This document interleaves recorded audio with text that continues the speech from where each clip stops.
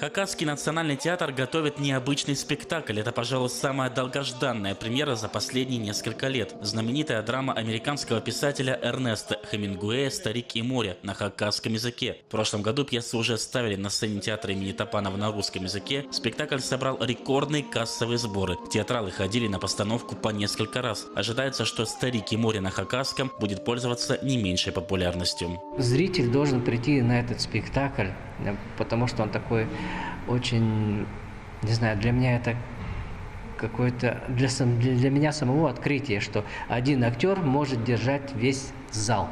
Для меня это очень прекрасно.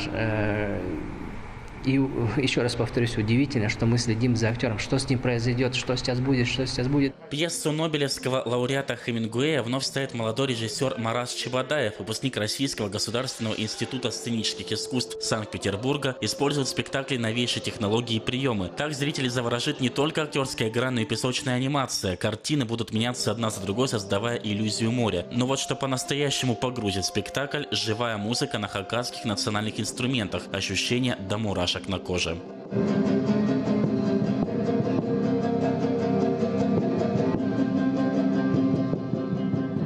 Главную, по сути, единственную роль в постановке исполняет заслуженный артист России Виктор Коков.Ему одному придется удержать внимание зрителя. Задача наисложнейшая. «Старик и море» – это вечная история о невероятной силе человеческого духа. Мне кажется,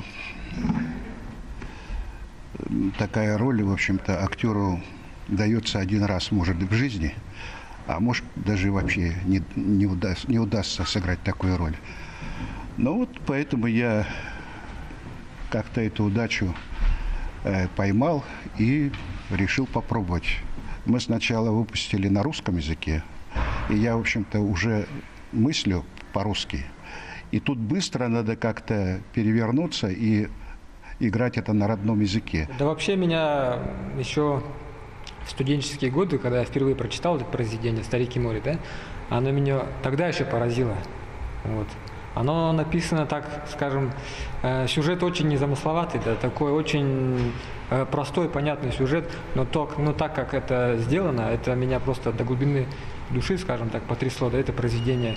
Премьера легендарной постановки «Старик и море» на хакасском языке состоится уже в этот четверг в филармонии. Актеры мечтают о том, чтобы спектакль полюбился зрителю, и его ставили на сцене еще не один год.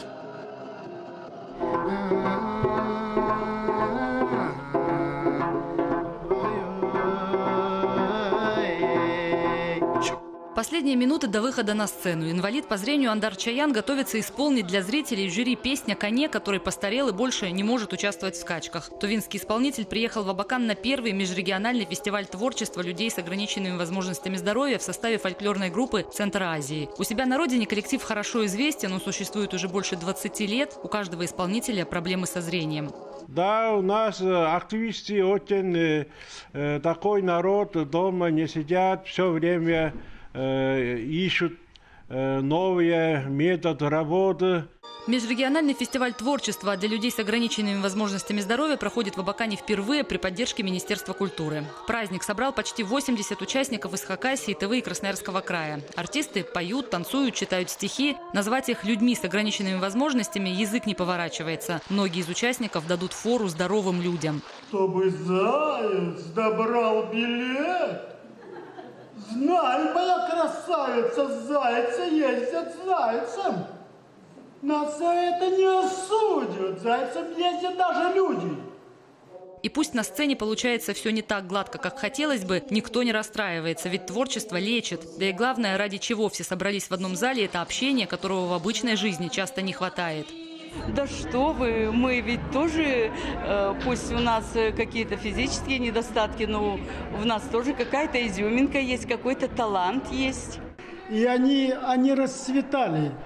Они даже в такт музыки и руками, и телом, всем, все что угодно. Потом они потом уже посещают постоянно вот эти концерты. Фестиваль творчества станет традиционным, следующий состоится уже через год, а это значит, загорятся новые звезды и будут новые встречи и знакомства.